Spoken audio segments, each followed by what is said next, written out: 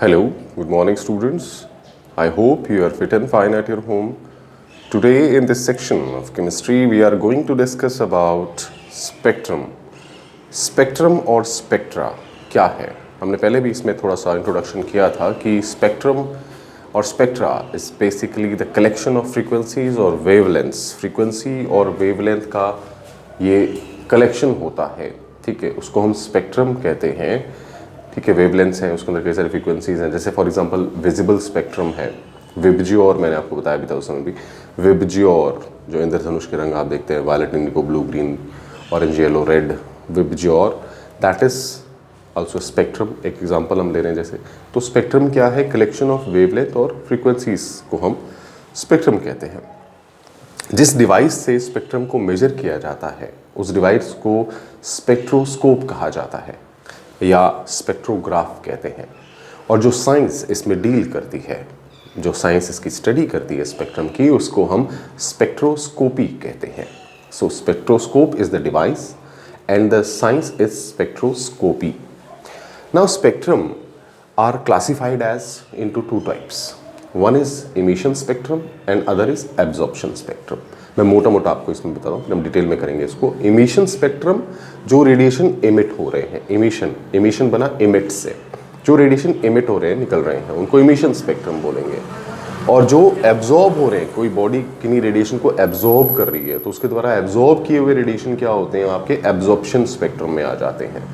Understand students? तो emission मतलब कोई बॉडी जब कुछ इमिट कर रही है, रेडिएशन जिस भी फ्रीक्वेंसी पे इमिट करेगी उनको हम इमिशन स्पेक्ट्रम कहते हैं. इमिट करना, इमिशन करना मतलब छोड़ना, निकालना.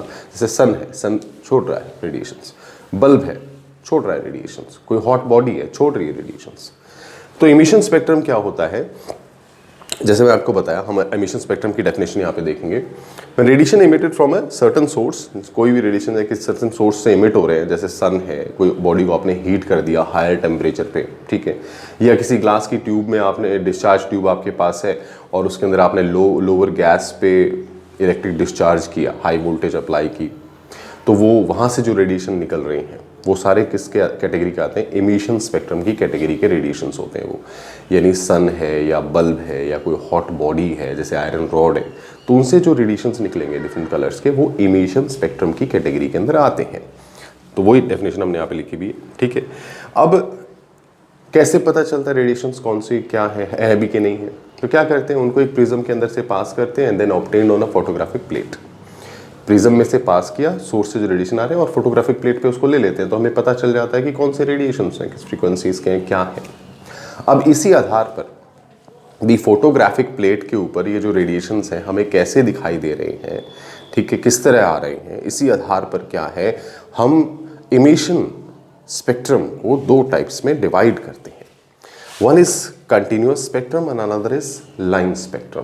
Continuous spectrum and line spectrum, दो टाइप के इमिशन स्पेक्ट्रम होते हैं बच्चों, ठीक है. अब क्या है ये कंटिन्यूअस स्पेक्ट्रम को पहले देख लेते हैं. कंटिन्यूअस स्पेक्ट्रम क्या होगा? कंटिन्यूअस का मतलब है लगातार. तो आपने इंद्रधनुष के रंग देखे होंगे. इंद्रधनुष जब बनता है तो वो एक कलर दूसरे कलर में क्या होता है? मर्ज होता है अच्छी तरह, ठीक है.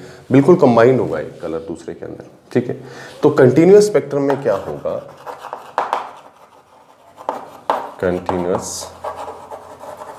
जो स्पेक्ट्रम हमारा होता है, जैसे मैं आपको एग्जांपल, हम व्हाइट लाइट का एग्जांपल यहाँ पे ले लेंगे. ये व्हाइट लाइट है, ओके. ये व्हाइट लाइट जा रही है और इस व्हाइट लाइट को हमने पास कर दिया जी एक प्रिज्म के अंदर से. ये प्रिज्म में से पास कर दिया. जब ये व्हाइट लाइट प्रिज्म में से निकलती है, it is get divided into 7 colours. ये आपको पता है कि लाइट जो प्रिज्म में से बाहर निकलेगी, it get divided into 7 colours. That 7 colours जो हमारे होते हैं उसको हम क्या नाम देते हैं? विबज्योर.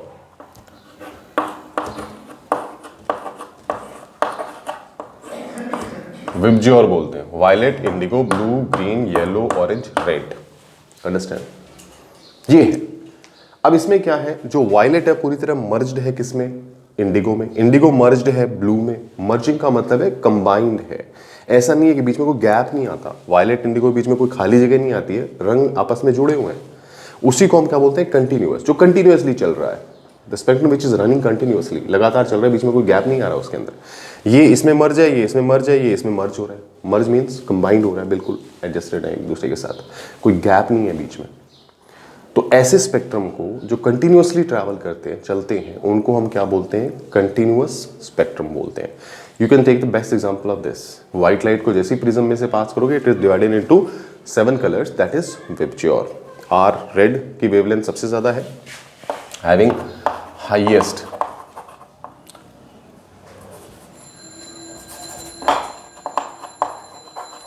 वेवलेंथ, और ये क्या है, लोवेस्ट वेवलेंथ है। जिसकी वेवलेंथ हाईएस्ट होती है वो कम डेविएट होता है। The thing which is having the highest wavelength वो कम डेविएट होगा, ठीक है। जैसे रेड है, हाईएस्ट वेवलेंथ है, सबसे ज्यादा है, तो कम डेविएट हो रहा है।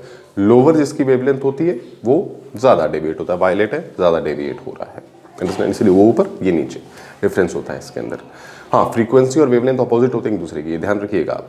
ये रिलेशनशिप आपको याद है ना, C is equal to nu lambda, और nu is equal to C upon lambda होता है, तो इनवर्सली प्रोपोर्शनल है। ये ज्यादा है तो ये कम हो जाता है। तो अगर किसी की वेवलेंथ हाईएस्ट है तो उसकी फ्रीक्वेंसी लो होगी, ये बात भी ध्यान रखिए।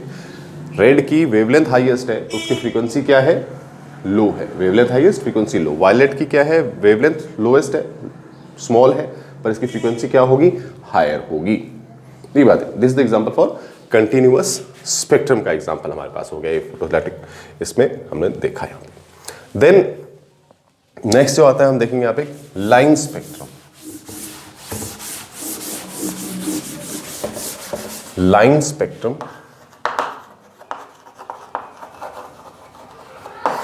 कुछ केसेस में क्या होता है, जैसे फॉर एग्जांपल हम जैसे सोडियम क्लोराइड है, सोडियम क्लोराइड को अगर हम एक डिस्चार्ज प्लेट में मतलब बंसन फ्लेम में हीट करें, जैसे हम कह सकते हैं some crystals like NaCl when heated in Bunsen flame। Bunsen flame में हम क्या कर रहे हैं, कुछ क्रिस्टल है जैसे NaCl है, उनको हीट करते हैं। जब हम उनको गर्म करते हैं, ठीक है, लो प्रेशर पे, थ्रू ए गैस, आप कहते हैं through a gas at low pressure, low pressure की गैस में इसको हमने हीट कर दिया। तो जब यहाँ से जो रेडिएशन निकलेंगे, ठीक है, अब भाई अलग अलग कलर होते हैं, ध्यान रखिए। जैसे सोडियम क्लोराइड से कलर निकलेगा जो येलो निकलेगा, पोटेशियम क्लोराइड के अंदर वायलेट निकलेगा, ठीक है, KCl के अंदर वायलेट निकलेगा। हम यहाँ पे एग्जांपल किसका ले रहे हैं, NaCl का ले रहे हैं, तो ये आपको येलो कलर वहाँ से इमिशन निकलेगा। तो जब हम उसको क्या करते हैं, प्रिज्म में से पास करते हैं, हमने क्या किया, जैसे मान लीजिए ये हमारा बंसन फ्लेम है और इसके अंदर हमने NaCl का जो टुकड़ा है उसको हम क्या कर रहे हैं, हीट कर रहे हैं। हीट करेंगे तो यहाँ से क्या निकलेंगे, बीम ऑफ लाइट निकलेगी। This is beam of light, ये बीम ऑफ लाइट है। इसको हमने एक स्लिट के अंदर से पास कर देते हैं ताकि ये बीम केंद्रित हो जाए। तो ये बीम ऑफ लाइट यहाँ से निकल रही है। ये बीम ऑफ लाइट को हमने कहाँ पास कर दिया, फिर हमने पास कर दिया जी प्रिज्म के अंदर से। बीम ऑफ लाइट गई प्रिज्म में से पास होगी, प्रिज्म में से जब निकल रही है, ठीक है, बीम ऑफ लाइट इस तरह निकलती है। ये बीम ऑफ लाइट यहाँ से निकल रही है हमारी, ओके। जब इसको हम बीम ऑफ लाइट को प्रिज्म में से पास करके फोटोग्राफिक प्लेट पे एनालाइज करते हैं, ये मान लीजिए हमारी फोटोग्राफिक प्लेट है, फोटोग्राफिक प्लेट है।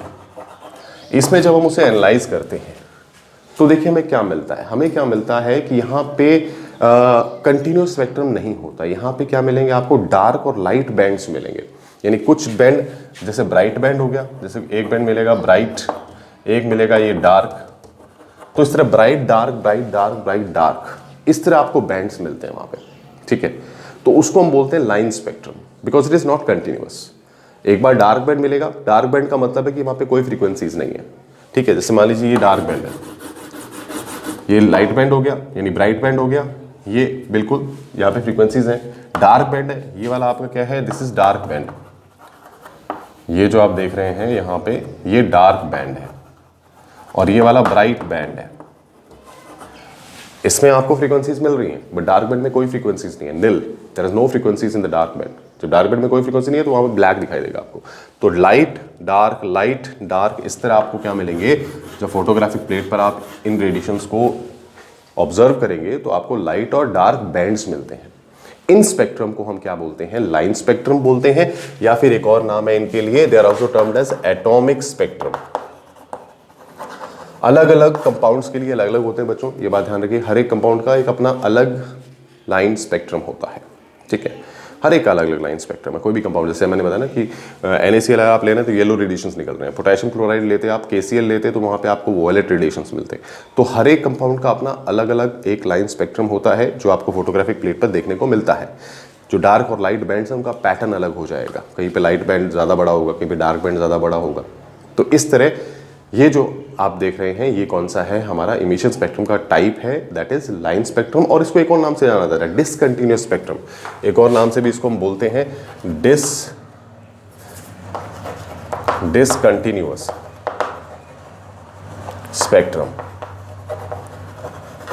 तो ये नाम से भी इसको जाना जाएगा, लाइन स्पेक्ट्रम, एटॉमिक स्पेक्ट्रम या डिसकंटिन्यूअस स्पेक्ट्रम भी इसको बोलते हैं, क्योंकि यहाँ पे कंटिन्यूअसली आपकी फ्रीक्वेंसीज ट्रैवल नहीं कर रही हैं, बीच में गैप आ जाता है जहाँ पर कोई भी फ्रीक्वेंसीज नहीं होती हैं। तो like this students, these are the two types of emission spectra which we see. Okay, तो हमने इमिशन स्पेक्ट्रम पढ़ा, उसके दो types, line spectrum and continuous spectrum. आपको समझ में आया होगा। In case को डाउट है, you can contact me. Thank you.